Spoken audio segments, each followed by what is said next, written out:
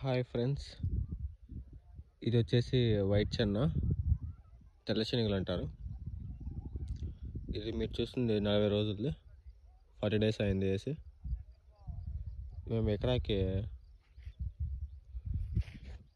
50 kgs వేసాము. ఇట్లా ఉంది ఇది.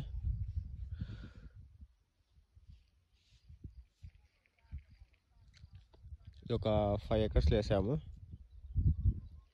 ప్రస్తుతానికేమో బాగానే ఉంది.